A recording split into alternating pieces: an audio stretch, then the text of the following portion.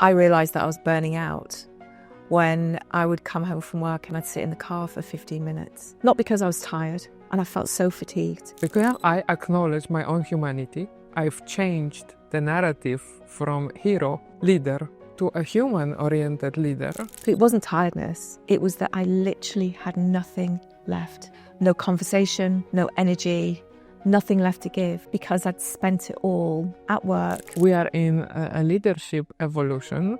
I call it revolution. Yeah. It's progressing really fast. With the mental health epidemic, people struggling, stress, anxiety, loneliness in the workplace, we need different type of leaders.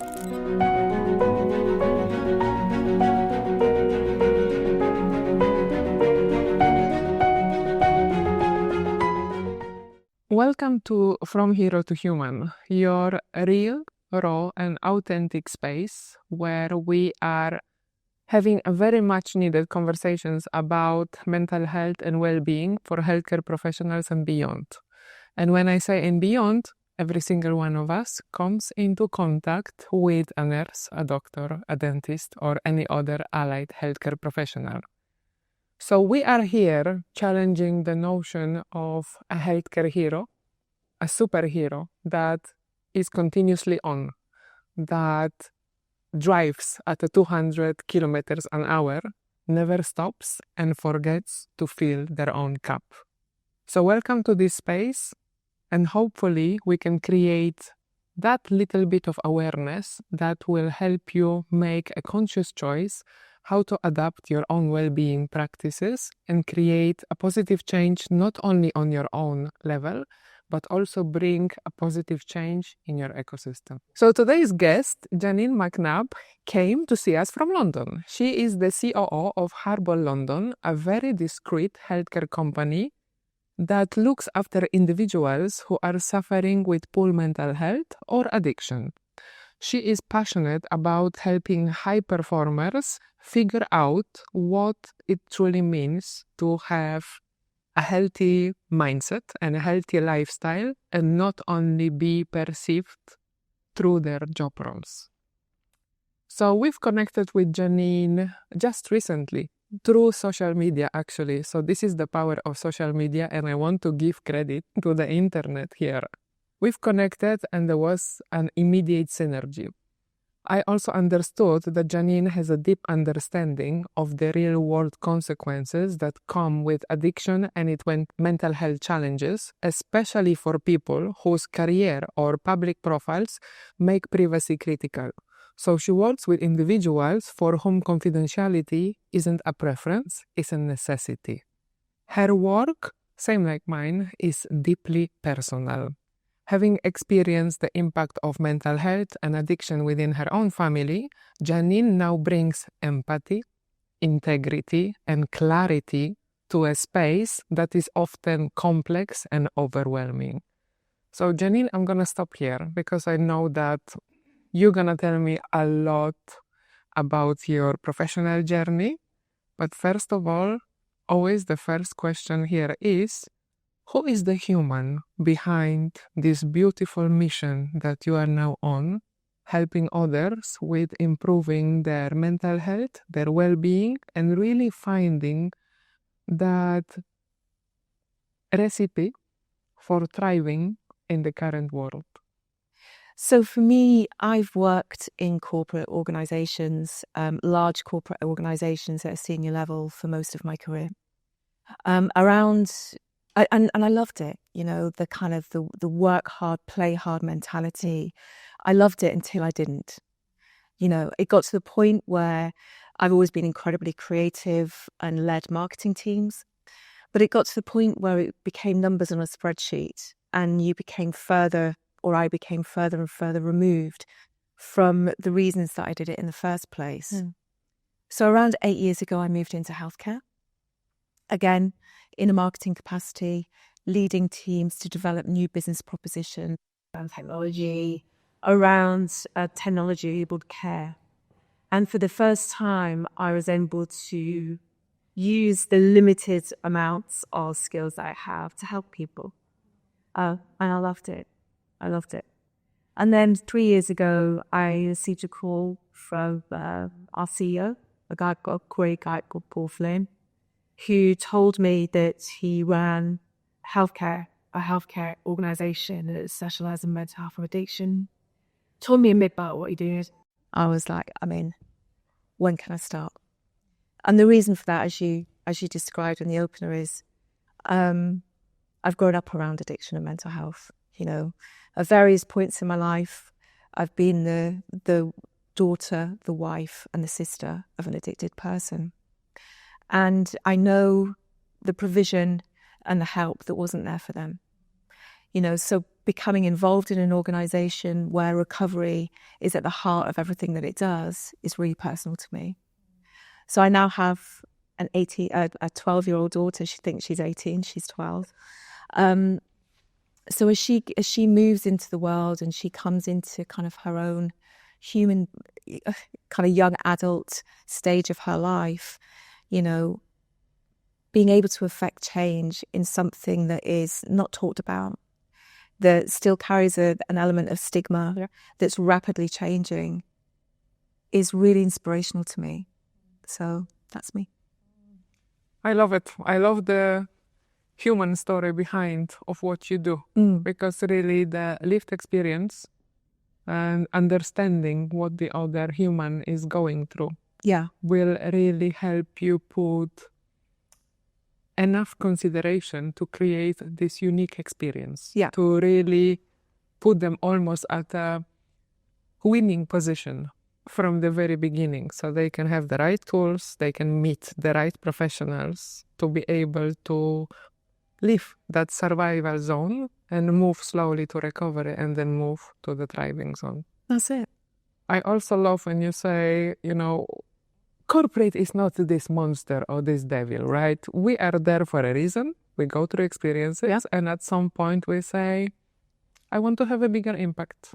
Maybe I have outgrown this environment, or I have developed a certain type of skills or mindset that now helps me see myself and the reality differently. So why don't I go in other spaces and try create that change on a larger scale? I agree. And I think it's about, without the experience I had in a corporate environment, I wouldn't be able to understand the pressures that leaders are under, and I understand it firsthand. I know what it's like to lead large teams. I know what it's like to burn the midnight oil. I know what it's like to be scared of vulnerability. When you felt that firsthand and you feel the weight of the responsibility that comes along with that, then you're in a better position to empathize, aren't you? For me, the awakening came with, I used to hear, it's lonely at the top. And sometimes for me, a joke is it's as lonely as you make it. But then if you don't have the right type of skills, if you don't know how to ask for help, if you live in a previous era narrative that tells us that it's a one-man show and the leader has to have all the answers, then it can get really lonely in that executive office. Yeah, I agree. And a lot of the people as well that we deal with, they have grown up in a high stakes, high reward environment. And when you're coming through that career ladder and you look around you and everybody you see, everybody that you draw inspiration from are working 18-hour days. They're not taking holidays. They are hustling. It's that hustle culture, isn't it? The first person to the office, the last person to leave. When that's what you look towards as your point of inspiration, that's the behavior you're going to emulate. So quite often it's systemic change. It's organized. It's not that person who's reluctant to ask for help.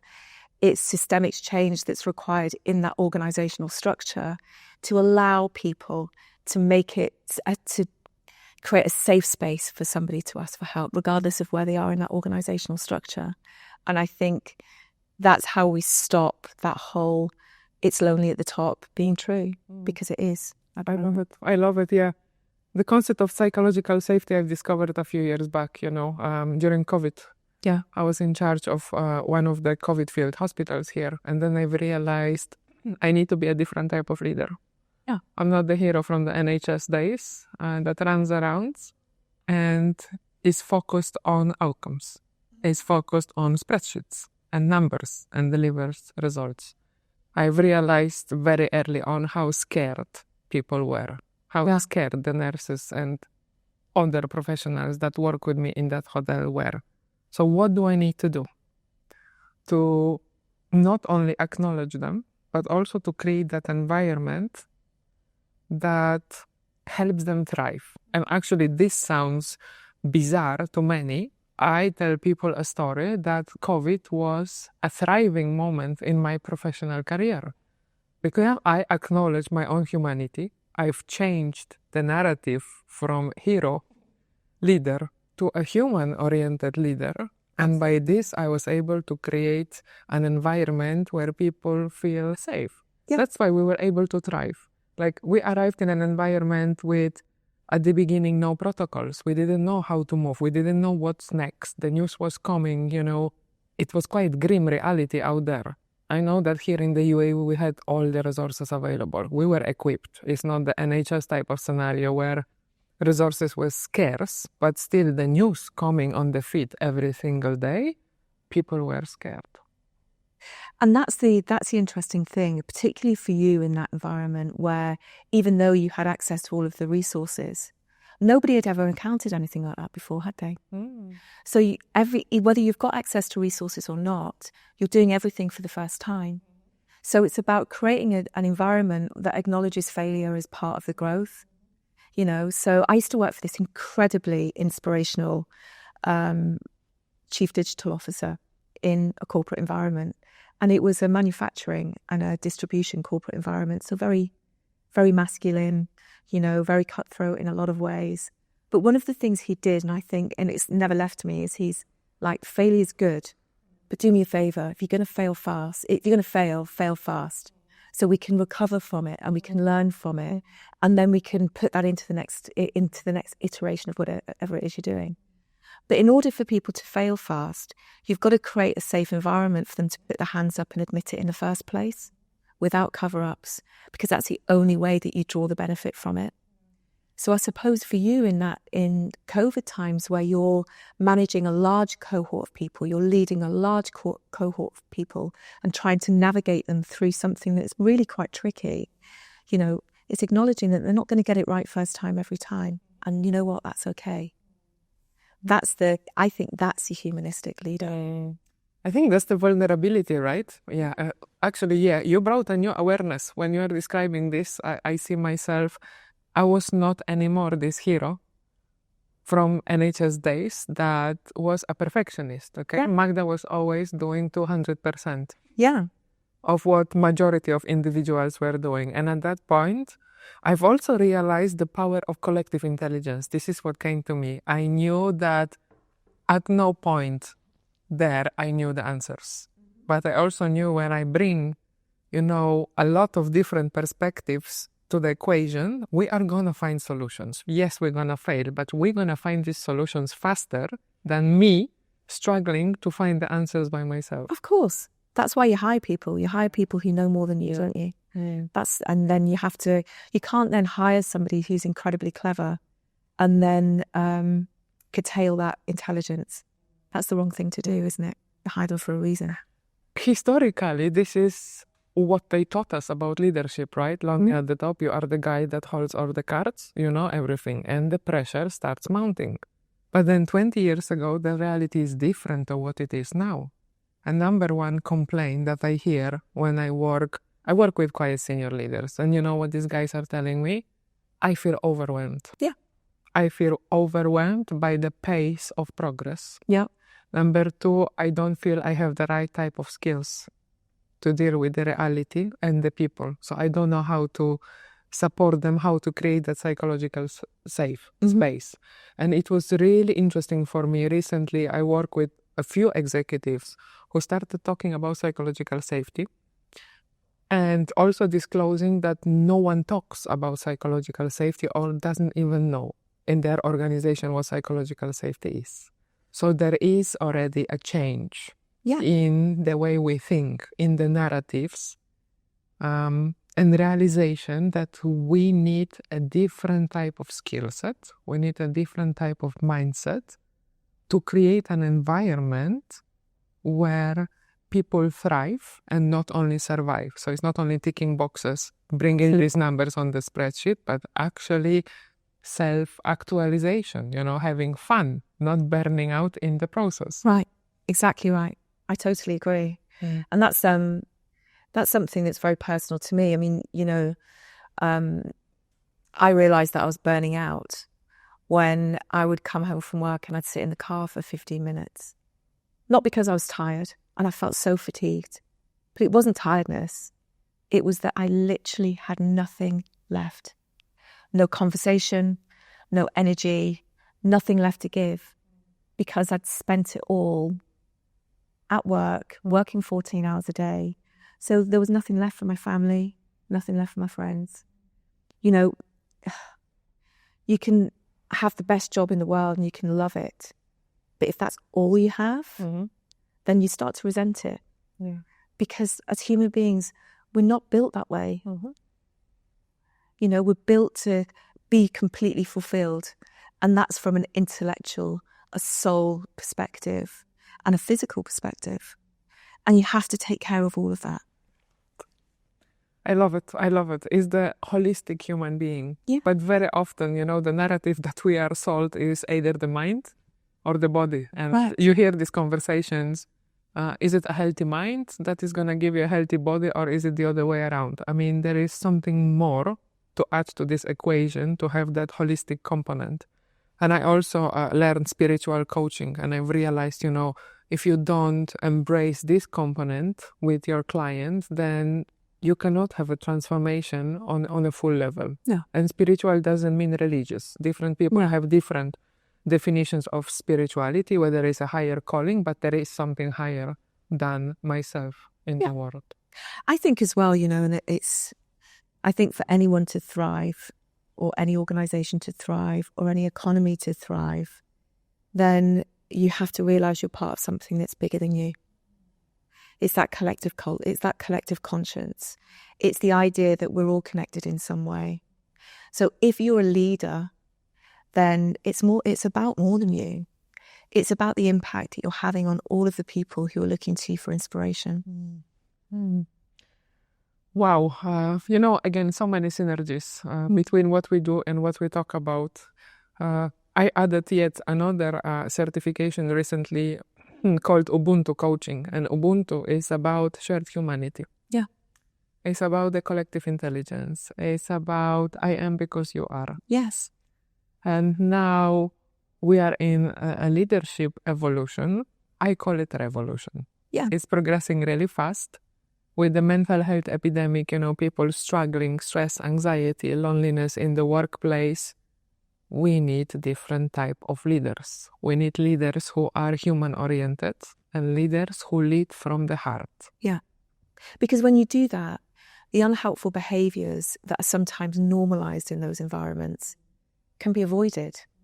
When we work at Harbour, we offer a very discreet treatment services for people suffering with mental health and addiction, and who are struggling to manage neurodiversity. And actually we understand the interplay between all three of those things. So we exist somewhere in the intersection between them. And people in positions of authority and leadership positions, it sometimes takes longer for them to identify that those behaviours are unhelpful for a number of different reasons. It could be that it's normalised, as we've spoken about. Those behaviours are sometimes a high reward, high stakes environment. Drinking too much, drug taking is seen as part of the job still in some of those environments, although that's starting to change. I think that when people around the individual start to notice that the behaviours are unhelpful, they're less likely to point it out because they have an economic dependency on the individual. I think as well that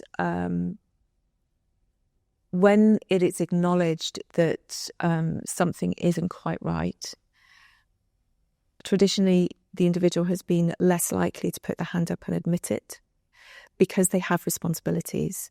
So they have people who rely on them for their lifestyle.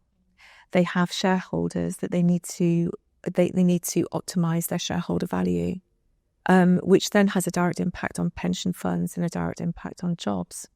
You know, when you're in that position, how can you say, I'm really depressed and I'm not sleeping? Mm-hmm. I start to get anxiety attacks to the point where I have chest pains. How much confidence as a leader do you think that's going to give your shareholders? You know, and there's very real world examples of share price being directly impacted by a CEO taking time out of their organization to go and get support. Imagine being that person who's already feeling the weight of responsibility, who already is struggling to cope, who has huge amounts of guilt for going and get treatment in the first place. Then for some reason that gets into the public domain and has a direct impact on the people's jobs they're trying to keep. Yeah. It's not a simple It's not. scenario, you know, there is a lot to consider in every single individual case. Yeah. That's why breaking it down into small, digestible pieces of information to help people understand what does it take to get to that stage where anxiety happens and my mental health starts suffering. Yeah. What awareness, what campaigns do we need to bring to normalize that this is not normal, okay? The outdated scenarios that 24/7 availability, I'm always on email, always on WhatsApp, you know, I have to have all the answers and, you know, everything is on me. And till this becomes unhealthy,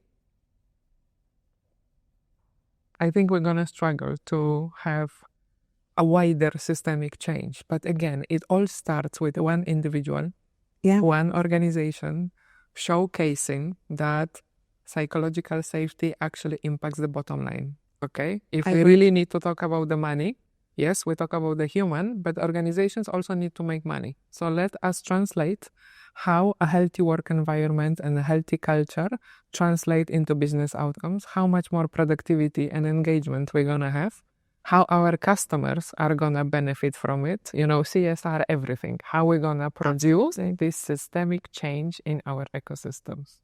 I agree. I completely agree with that. And I think that for a lot of organizations, it's a sad truth that that's exactly how you have to frame it to accelerate the change. You have to frame it in commercial terms. But look at the evidence. You know, a more engaged workforce is a more productive workforce.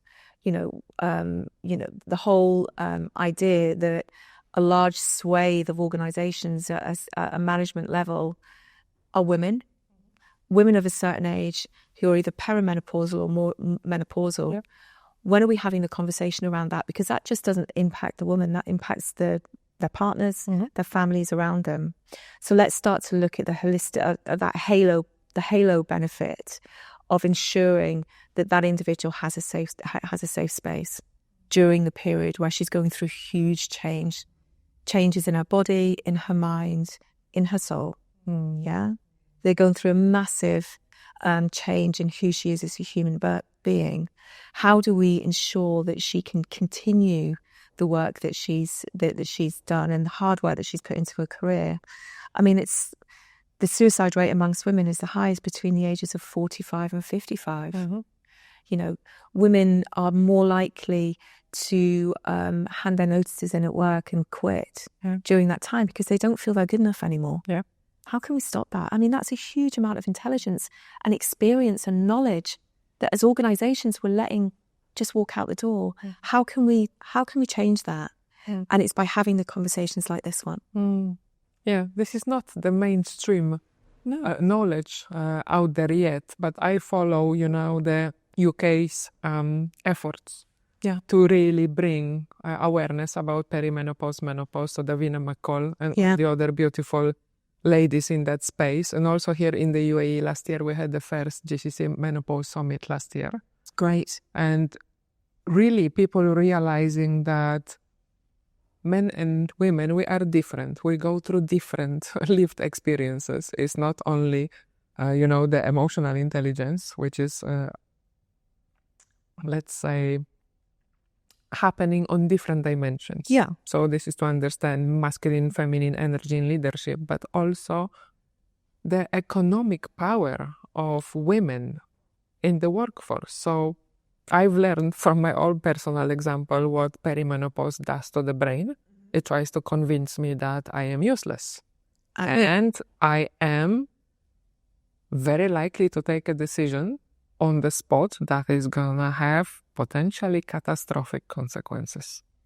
I can leave, I can quit, I can cut, I can end relationships, I can do this and that. So, even bringing this type of awareness to a larger audience, you don't need to be a specialist, but just to realize that, women at certain age can go through different type of experiences.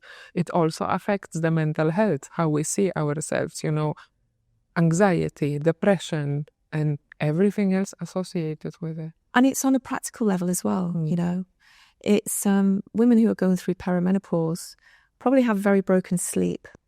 They're exhausted. Their anxiety, as you've just described, goes through the roof. They're questioning everything that they know and everything they do because they don't feel good enough. It's about the dialogue around encouraging them to go and speak to their doctor. Then it's about education for GPs and clinicians, isn't it? Around perimenopause. Yeah. It took me 8 years of perimenopausal symptoms to actually be offered hormone replacement therapy. And I'm not alone in that. I have friends going through exactly the same thing now, and that's in the UK where the conversation is broader. So other countries, I feel sorry for women of a certain age in their 40s and 50s who are trying to get the same level of help, but the conversation hasn't started yet. Yeah, especially when minority groups where the medical education is not out there. Yes, I hear a lot of cases. That's why I try to bring guests to this conversation that come from different walks of life. They come from different cultural, religious backgrounds. We need to really have an understanding of different experiences for different groups. It's not only the mainstream. I don't want to call it the Western education. It's only the mainstream. There is many other nationalities out there. And if we look at UK, it's very similar to Dubai. How many nationalities out there in London? I know in Dubai over 200 different. Yeah. So we really need to develop language that is inclusive. And we bring everyone to our conversation and we start understanding, okay, this is what well-being means for this group, but the other group speaks a slightly different language. Absolutely right.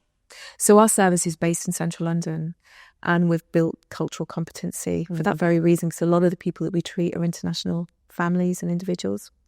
So we've built cultural competency into the team specifically for that reason. So we can meet people where they're at from a spiritual and cultural perspective. So, for instance, we have a Arabic-speaking team. Our clinical director is Egyptian. She's Arabic. She's an incredible psychotherapist. She also she does a lot of work around women's health. So she's a great addition to the team, and she brings with her all of that cultural competence, that depth of understanding. We've also created a Mandarin-speaking team as well, because actually the culture is completely different. So, that's really, really important in healthcare, that you meet people where they're at, that they shouldn't have to fit into a cookie-cutter approach to treatment, because you start from the point of view that they're human. They're human first. Yes. They're an addict or schizophrenic, or they have mental health conditions secondary to that. Okay, what you have just said, Janine, I have a one-liner that I use often in training and coaching sessions with healthcare professionals and beyond. Start every conversation with what matters to the other person, not what is the matter with the other person. And I think in healthcare that works beautifully. So we stop using labels. Yeah. Difficult patient, frequent flyer, complainer. whatever. We just connect on a human level. Huh. And then it doesn't matter how different you are from me. When I ask you a question because I don't understand, I am more likely to find that answer. Yeah. So actually, being too familiar can sometimes breed too many assumptions. Yes. That's what that's kind of saying. It's the same with us. So for us, we don't ask how we manage the addiction. We ask how we don't ask how we manage the addiction. We ask, what is the addiction managing? Do you know what I mean? Similar thing. So it's understanding what makes that human being tick. What is the underlying trauma? Yeah. Because, the reasons, it's a cliche, but addiction doesn't discriminate. Mental health doesn't discriminate. And when we look at different groups of people, whether they are incredibly wealthy or whether they are poor, the reasons for addiction are breathtakingly similar. Yeah. It's a lack of connection. It's intergenerational trauma, intergenerational neglect. It is loneliness, sadness, the same things. They are all part of the human condition. And the way that manifests itself is also similar in addiction, in poor mental health, in metabolic illness. All of those things manifest itself in a very similar way. But if you want to be truly human-centered, where the nuances come in is how you treat that. Because you have to accept where somebody's at in their own life trajectory and develop a treatment plan accordingly. So that's good. Yeah, no, when I listen to you, I study Gabor Mate Yeah. work a lot, and he says not what is bad about the addiction is what is good. Yeah. What does it help you with? Then you really understand the root cause. Absolutely. Oh, wow. If you think about a heroin addict, is it a right party when they take heroin? No. It enables them to disassociate themselves from the pain they're suffering.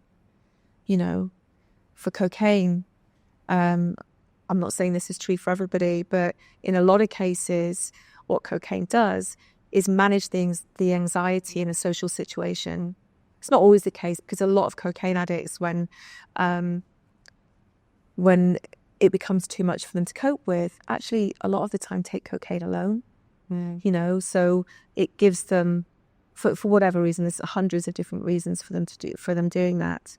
But cocaine manages social anxiety to a certain extent. It's a party drug. It gives you more confidence, helps you on the face of it, helps you connect. So it's about what is that addiction managing, rather than how do we manage the addiction. Yeah. I think having this understanding, helps us definitely connect with that human on a different level. Yeah. It's always gonna be a healthy type of relationship when we look at the human first, before everything else, before the disease, before the label, before the baggage that comes with them. Yeah. Love it. So you are not just leading systems, but you are really helping individuals that deal with life-changing situations. They deal with a lot of traumatic situations that impact negatively not only their own life, but also the families. So how do you protect your own humanity in that process? How do you make sure that your well-being stays at a good level? How do you refill your cup in these situations? So firstly, I've got to remember why I've done this in the first place, and why we do this. And the reason that we do it is to help people lead a more fulfilling life, whatever that means for them. And in doing this work, what it's forced me to do is really understand what a fulfilling life means to me, and you've got to practice what you preach. Yeah. So from my perspective, we deal with a lot of trauma in the work that we do. I'm really lucky, because as COO, I've got a great team of therapists and clinicians around me who are really at the coalface, really in the zone with the clients that we treat. I'm lucky in the fact that I'm a facilitator to that. So I bring all of those teams together. But in doing so, I hear the stories, and I feel close enough to the clients. We oversee every single case that we manage. So in terms of me really remembering my own humanity and stepping back into my own fulfillment, it's about remembering that it's one human at one time, one breakthrough at one time, not expecting to fix absolutely everybody 100% of the time, and understanding that recovery isn't linear. Yeah. Recovery is not a straight line. Recovery is this, and letting go of this idea of perfection. On a personal level for me, I've already talked about my 12-year-old daughter. She's my why. She drives me crazy, but she's my why. And the ability for me to really disconnect from work and really spend time with my family and the people that I love is the way that I refill my cup. And also, and this is something that I've never done before, coming to work in this environment, is I talk to you about the importance of understanding that connection between somebody's mind, body, and soul, right? I need to recognize that myself. So for me, it's about physical exercise. It's about connecting with my friends. It's about understanding what part mindfulness plays in my life. And it's become more and more important as I get older and I go through the different stages of my own evolution, because then it enables me to talk authentically about that to the clients we work with, but also to my team. So I have a real thing and they laugh at me. I'm like, if I catch any of them working out of hours, then I give them a right telling off. And they're like, yeah, but you know what? I just need to do this. And I was like, you don't need to do it now. Now's the time that you've got to go and spend some time with your kids. Yeah. So it's something that I'm really, that work-life balance, whatever that means, because that means a different thing to you than it does to me. It's recognizing that it means a different thing, but then passionately standing behind it. Yeah. Yeah. Having that purpose and having that mission in your life, this is what actually differentiate those who will burn out in the process and those who will thrive. Yeah. And then produce a ripple positive effect in communities, right? Because sometimes you will work long hours. You will be involved in stories that actually they break your heart. Yes. It's not something that, you can easily get over, especially when you are in this type of narratives day in and day out. Yeah. Yeah, exactly. But you have to, I think particularly in this arena or this sector, where people are, they come to us at the most broken point in their life. You're not going to fix everything overnight, and you shouldn't try to. What you need to do is give people room to heal themselves and meet them where they're at, sit with them in the space and create a safe space for them to fail sometimes, because that's what recovery is. Recovery is not getting it right every single time. It's not linear. And I have to tell myself that as much as our therapists tell the individuals we treat. I love it. I always see the analogy between the leadership now, because you need to allow yourself a space to fail. Yeah. You need to allow yourself a chance to look in the mirror and acknowledge your humanity. Means as a human, you have limits. So you cannot continuously go at that speed and then crash on the wall and then recover and continue again and then another crash, and you just continue in the cycles of burnouts, because I've also seen that a lot when we don't acknowledge that this is bad enough. Okay, I'm still in the superhero position. I have people under me. I need to deliver results, so I need to go back there even though I am not ready. I am stressed. I am anxious. I don't know what to do. Yeah. I mean, isn't that the thing though? Because nothing changes unless something changes. So if you're a leader and you're burnt out and you go and seek help for that burnout, and then you don't develop tools in your armory to do things differently, then those deep-seated habitual behaviors are become like the devil on your back. Yeah. So you have to find a way of changing and shifting your own mindset, working with individuals, asking for help, but implementing those changes. I think a really great coach and a really good healthcare company like ours will help develop those tools, understanding what actually makes you happy and bringing you home to yourself. Because a lot of leaders have forgotten. Yeah. They're so busy on the hamster wheel. And I was like that for 20 years. But I thought, what actually makes me happy? I spent so much time fixing issues and fixing other people that actually I've forgotten about myself. You know, and I'm sure I'm not the only one. Yeah. I've been that type of person who was always helping others and fixing others. I think in healthcare profession this is quite common, right? A lot of people are empaths. So it's the wounded healers, isn't it? I've read that book as well, The Wounded Healer. So we continue pouring for others, but then we don't practice what we preach. We put the oxygen mask for our patient. We tell them to breathe, slow down, be mindful, be conscious. Yeah. But very often we catch ourselves, we are not breathing at an optimum depth. Yeah. It's shallow breathing, is the continuous, I'm anxious, I feel tightness in my neck, in my back, and then in my chest. And the body gives all the signals, but we are not listening because we are in the autopilot or the hero narrative. But the problem with that, know where that's problematic, and I'll give you an example of that. It's a personal one to me. But it's also kind of the stories that I hear from the clients that we work with as well. People draw inspiration from those individuals who are in front of them.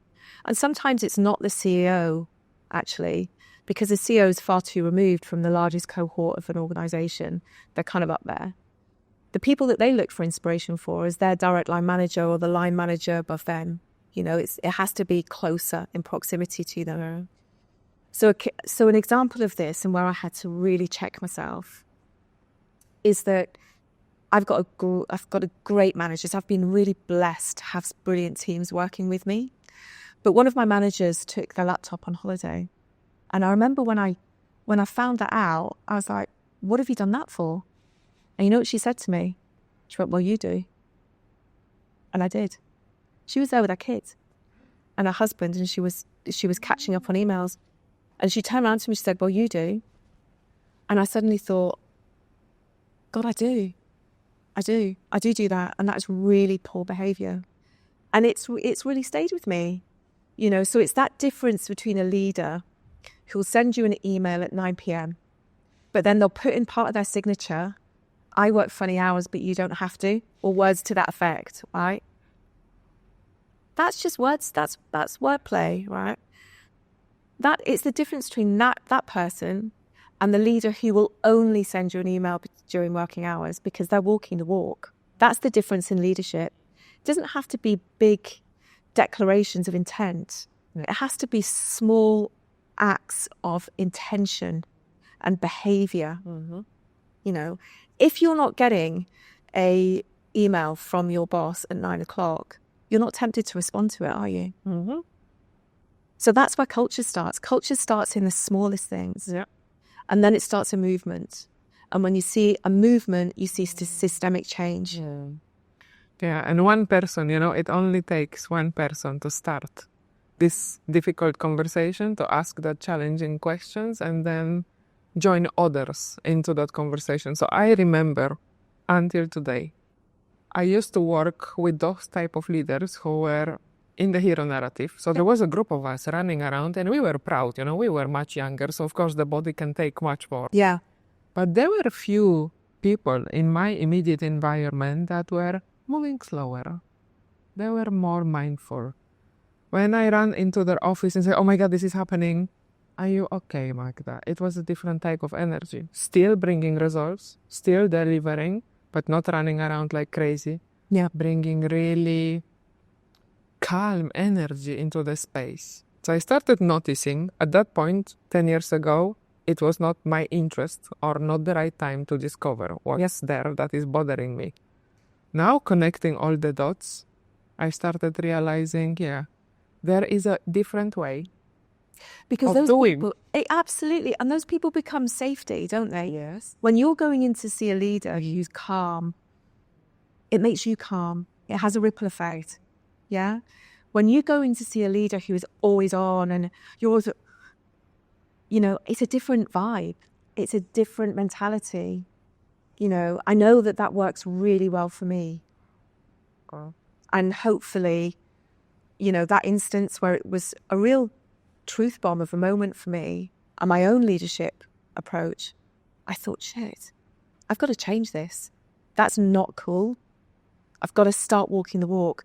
So now I try not to email when I'm on holiday. Paul, our CEO, and I might have conversations, but I won't talk to the team. I won't email them outside of work hours. I try to be that calmness to their crazy. If they don't know how to approach something, or they've made a mistake, or something's gone wrong, which it does. These things happen. To get them to really believe that it's okay to slow down in order to speed up. I think that is a really good place to be, because that's what we all have to do sometimes. I love it. Pausing is a leadership super skill. It's actually, I run training courses on how to pause. Yeah. Why to pause? What is the science behind it? Again, there is a lot of science that tells you your brain capacity is limited. You need these micro breaks, or you need mindfulness moments during the day. You cannot be productive running 8 hours on the same speed. Nothing is going to happen. After 2 or 3 hours, your productivity goes down, and you are just kidding yourself that you are trying to produce something worthwhile in front of the computer screen, getting stressed, getting hungry, you haven't drunk enough solids, you're getting dehydrated, you have a headache, But you look at your wearable and you realize you've probably done 50 steps. That's another realization. So yeah, again, this is about the narrative shift, showing people that there are different ways of not only doing, but being. Yeah. We are human beings, not human doings. Yes. We need to be first. And my own example, actually, for the past few years, I've realized when I go for a walk around the Dubai Canal, I like walking around the water. I know the therapeutic effect from that. I leave my phone at home consciously for the past few years. All of a sudden, when I'm just walking mindfully, the answers to the problems that I was struggling with, they just start coming without me even asking the question. This is how I realized this is the beauty of our brain. When you give it a chance to breathe and to really be in that calm space, things start happening without the forced effort. Right. Exactly right. I completely agree with that. But it's just getting people to understand that it's okay to slow down. I think loads more conversation needs to happen, because yes, I get the resistance, and it's like, you are crazy, saying this. I've tried to introduce processing breaks and many other beautiful initiatives, like gratitude, leadership standard practice. And then, when people are stuck in survival zones, it's very difficult for them to embrace a message from someone who wants to talk about thriving, or someone who is thriving. It's almost like, I don't want to hear you, get off my face. This is not what I need now. So we also need to know how to approach that person who is struggling, and they are not necessarily ready for this kind of level of help. Maybe they just need to be heard. They need to sit with someone and tell them what is bothering them, or just sit in silence. And sometimes that's all they want. When somebody is in a state of high anxiety, just somebody sitting in that with them until they can see the light, until they can see the calm. Sometimes people don't need solutions. They just need you to understand and listen. And just sitting with them where they're at and just saying it's okay. Then when they're ready, they'll come and seek it. Yes. One of the beautiful skills that I've learned from a very, very senior nurse who had almost 35 years, under her belt. I would say 6-8 years back, Dijaya told me about a skill of therapeutic communication. and how she was using it with nurses who were stressed, anxious, who were not performing, or maybe incident happened and they were trying to help these individuals. Again, I did not understand in that moment what she meant till it came back to me a few years later, and I've realized you don't need to be a nurse or a doctor to have this type of skills, to hold the space for someone and just be with them. Because very often people are not looking for solutions. They are looking to feel heard and feel acknowledged, voice out, and very often they're able to find that solution while they are speaking. Yeah. But even sitting with someone in silence after something happens is a very powerful skill. But again, it's a skill. So we need to learn it and then practice it to make sure that we can utilize it on a high level. I agree. And so many times we rush for the answer, don't we?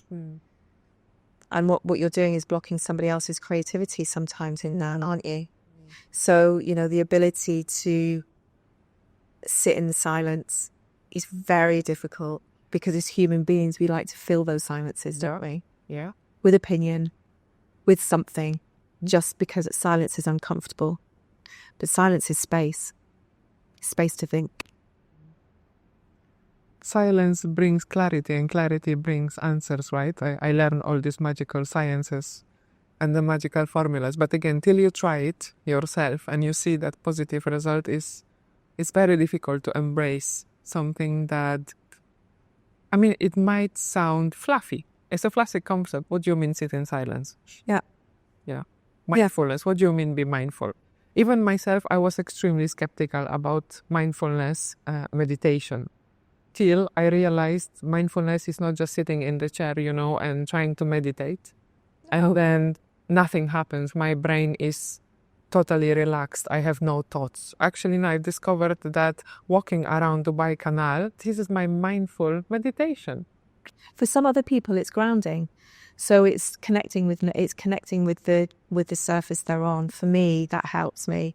So the ability for me to just take my shoes off if I'm feeling particularly overwhelmed and just connect with the space around me is very therapeutic for me because it automatically slows me down, slows my thinking down.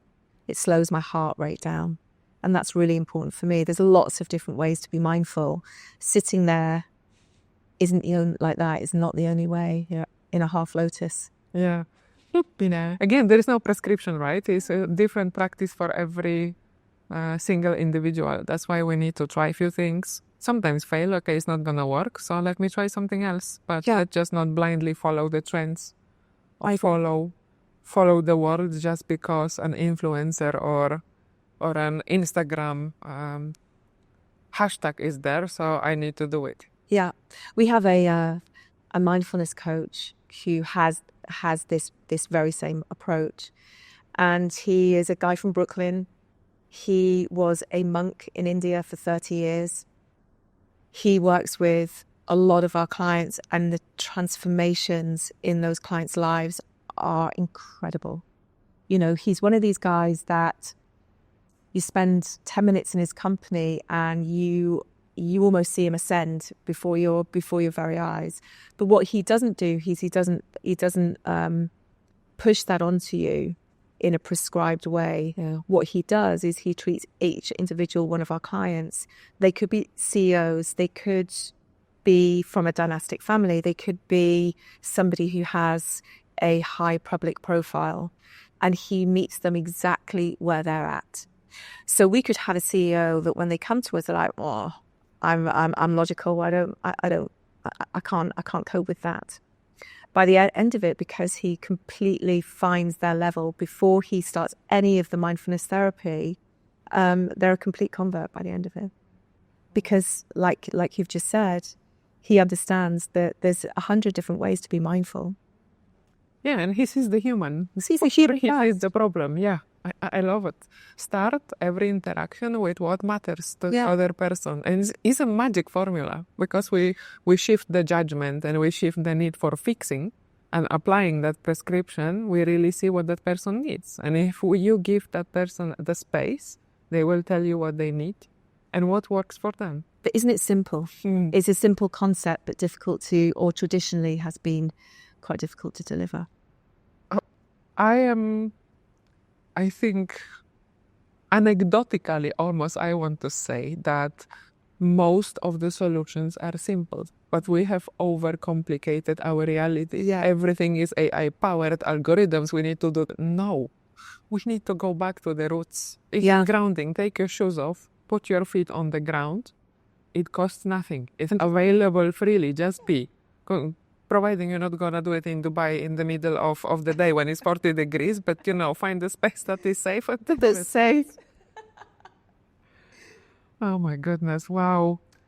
Thank you for coming to this space and sharing your beautiful energy, number one, your lived experiences, your wisdom, doing it with so much lightness. Because we've discussed topics of trauma, addiction, stress, burnout, how difficult it is to be a leader in a high position these days. And still, we can find solutions. We don't issue prescriptions, even though we come from healthcare. Yeah. Every individual needs to find what is working for them, and then please continue practicing. And when you notice this positive effect on your own personal level, please share it with others, because this is how we create this positive change in our ecosystem. Absolutely. Thank you so much for having me. Thank you. So guys, I'm sure you like this space so far. We share a lot of different approaches to what well-being is. Why do we need to normalize certain topics about mental health? How to challenge respectfully certain notions of we've always done it this way, or stress and burnout is a mandatory tax that we need to pay for professional success.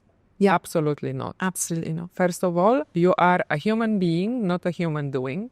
This space is about real humans, not about superheroes. So even this mask is here and is going to stay with me forever, the cape is now in my wardrobe and I will not recycle it. Thank you. Till next time. Okay.